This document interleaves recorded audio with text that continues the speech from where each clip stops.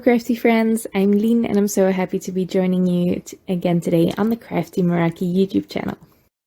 I have a really fun shaped mini slimline card that I made using some tag dies because I have a bunch of these tag dies. This is the Slimline Hugs tag die, I think, from Crafty Meraki. I mixed all the tags and sentiments dies, and I store them differently than they come, so I'm not entirely sure which tag belongs to which sentiment anymore, but I'm pretty sure this is from the Hugs die set. And I die cut that a couple of times, and once from gray cardstock. Now, I want a really subtle background for this card, so I am using the Birthday Bouquet stamp. This is a huge background stamp by Crafty Meraki. As you can see, I really love it. I love coloring it too. But today I'm just going to stamp and heat emboss this on my card. So I'm stamping it with Wow embossing ink. This is ultra slow drying clear embossing ink. And I'm just stamping that twice to get a really nice impression. And then I can sprinkle on my Wow bright white superfine embossing powder. Once everything is nicely covered, I can heat set that. I am also using the Wow Jewel Heat tool or Jewel Speed Heat tool, and I'm using that on the second setting because that will melt that embossing powder really nicely. For my focal point, I am using a sentiment, and this is from another tag die set by Crafty Meraki. This is from the Slimline Tag Celebrate die set. And I really like this sentiment. I love the layout of it. I love using it on my cards because it's so big and bold. And to make it even more bold, I am going to stack it up in layers. I'm using 4 layers of thick white cardstock, stacking those together with Barely Art Precision Craft glue. And then I'm going to blend over this. I'm using some Pink Fresh Studio inks here. You can see I'm using my mini ink stand as well.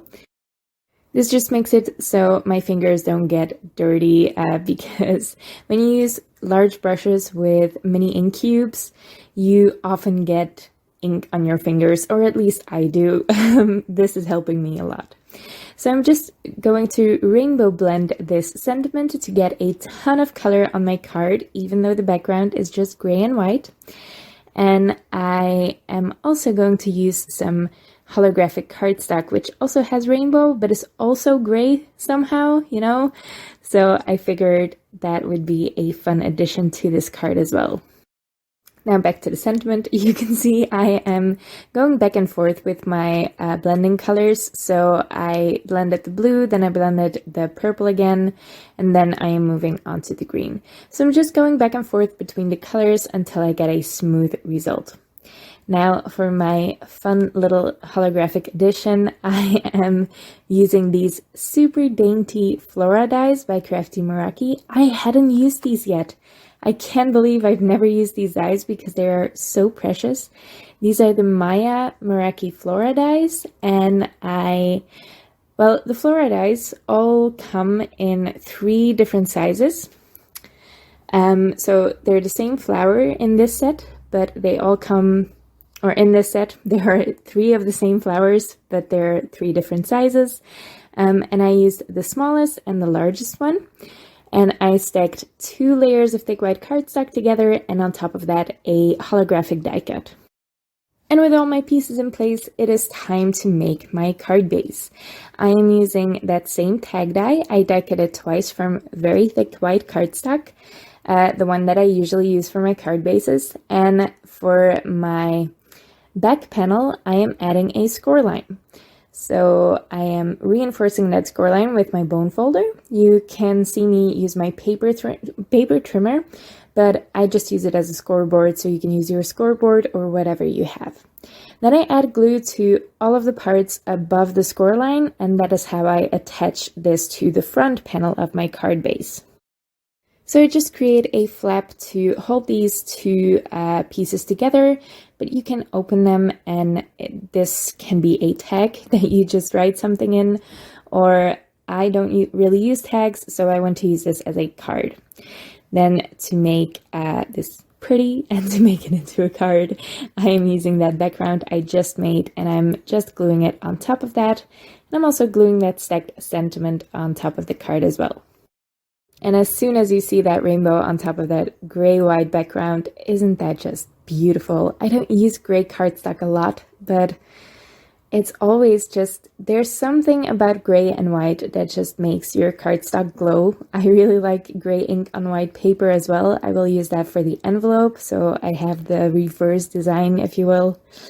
But to finish this card, I propped the Flora dies on top of some foam squares. I just put them in the center of those florals. There's not much room to add foam tape to any of the other parts, and I added a bow into the tag because there was a hole for it and it's weird if it's not filled up. I quickly folded a matching envelope. I will leave the envelope punch board calculator that I used and my video on how I make matching envelopes. I will leave those linked in the description below, along with all the products that I used today. So you can easily calculate how large your paper needs to be, especially if you work with custom card sizes like I did now. It can be very handy. So I'm using that same birthday bouquet stamp set, and I am stamping it in a really soft gray ink. This is Misti Coast by Pinkfresh Studio, and you can see my envelope just hang over the edge of my Misti, and that worked out perfectly fine. And that's already the end of my video today. I really love how this turned out. I love the gray and white background and the reverse background on my matching envelope. I really like those Flora dies. I can't believe I haven't used them yet, especially with that holographic cardstock and then the rainbow sentiment. It's such a fun shaped birthday card. I can't wait to send it to, well, the recipient. I don't know who I'm going to send this to yet, but I'm sure the next birthday will be a rainbow one. I hope you liked this card and I hope you liked the video. If you did, make sure to leave a thumbs up on this video and leave your thoughts in the comments below. I would love to read them. You can also subscribe to the Crafty Meraki YouTube channel for more inspiration from me and all the other designers. I personally love watching all the others' videos. I can't stand to watch my own, obviously, but I really like watching the other ones for more Crafty Meraki inspiration. Thank you so much for watching, and I will see you next time.